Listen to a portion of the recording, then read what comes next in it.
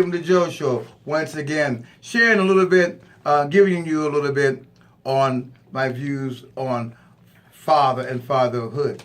Fatherhood is definitely a society of fathers that are so unique, so different, but necessary and extremely important.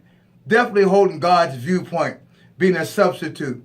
He holds a position that God thinks of and takes seriously, and we ought to take seriously to do. You know, fathering today has always been associated or been substituted as a parental obligation based on the sharing of the parental abilities, especially by the opposite sex, versus truly identifying the father as God's first natural selection for himself, who's made in his image and in his likeness.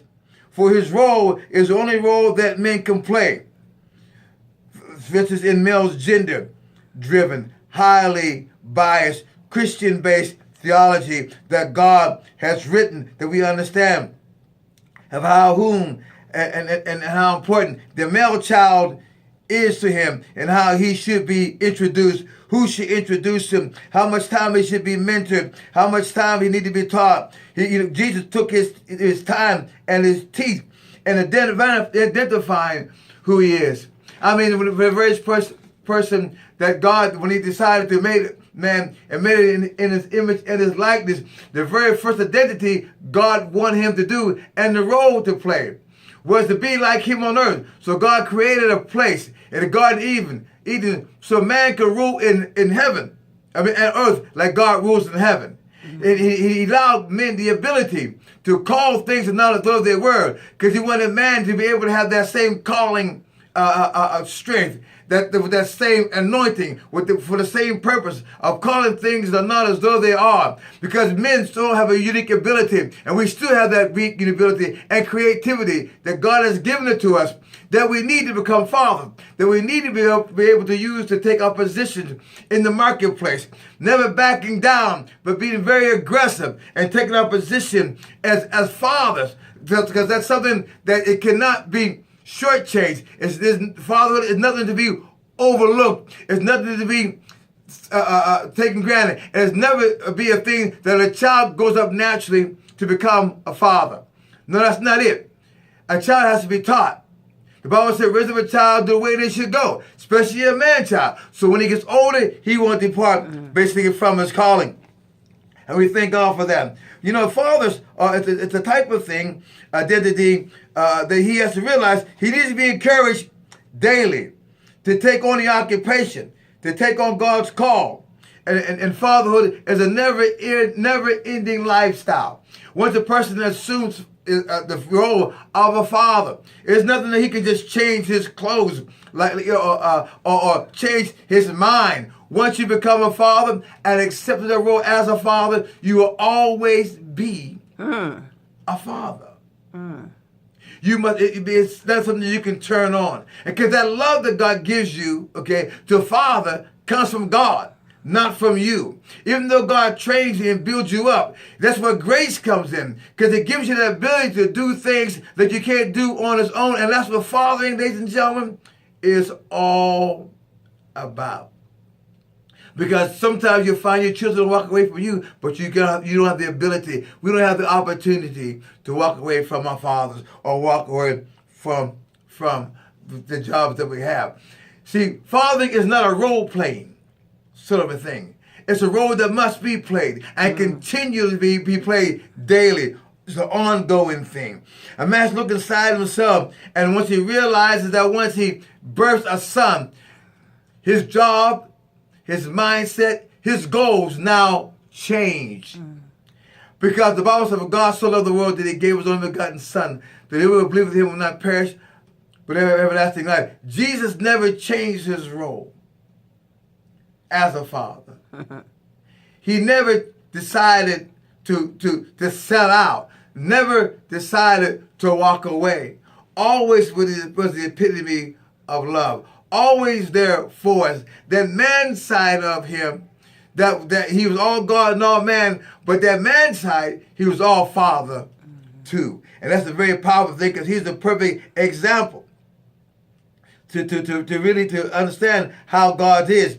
Because a male child isn't wired, and I want to say this with the highest respect. When I talk to mothers, when I talk to anyone who's thinking of becoming a mother, a male child, when she considers her male child, the male child isn't wired to think, behave like she does.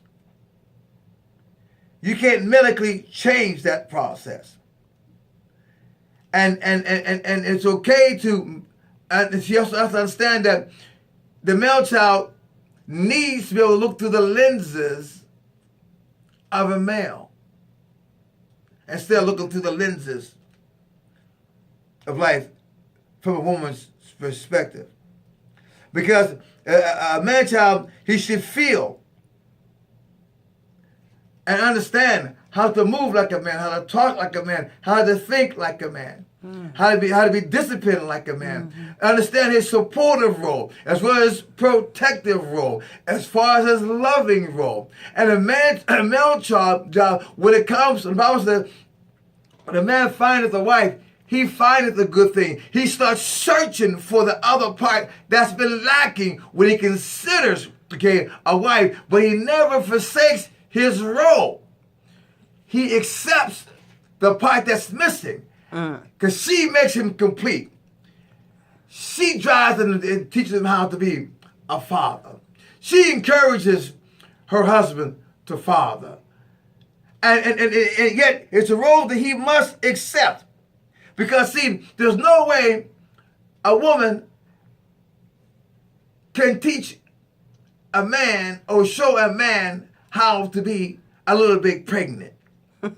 Because a man cannot, his body's not designed to be able to carry a child. So he, even though he might need to know a little bit how to talk a little woman language, but he's always and must still be a man. He should never forsake, and God does not make mistakes. We understand the importance of who we are. And from this perspective, men have opportunity when he loves a son, loves a daughter. He must realize he used the same love that God loved us. It's really amazing that a father also plays a critical role, for his daughters. I realize that as a pastor, I have daughters of all ages. And whether they have fathers that are living or fathers who are no longer with us, I'm still their spiritual father. A daughter never stops looking for her father. She still needs that protection. It's never diminished. She's still looking for that close relationship that only he could give her. She still needs that identity to tell her that she looks good, that they'll always be there for them. He must teach his daughter what a man does. His job is to teach his daughter how he should be loved by a woman. His job is to teach his how to identify and look for a man. And she learns that by looking at him. She always will seek out for replacement once the natural father does. I have daughters in my church that are older than me, yet they still need that father perspective. They still need that father closeness. She still needs that father's guidance because there's no substitute for the love of a father. And I just wanted to share this with you. I hope that I've said something to stir you, to spur you on, because Father, this is a great time for all men. It's a great time for all women to come together and appreciate the day that God's given us. Enjoy your Father's Day. Great to see you. Great to hear from you. And I look forward to talking to you again.